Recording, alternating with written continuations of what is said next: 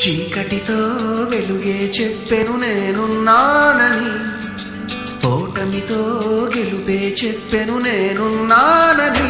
నేనున్నానని నీకే కాదని, నిన్నటి రాతని మార్చేస్తానని.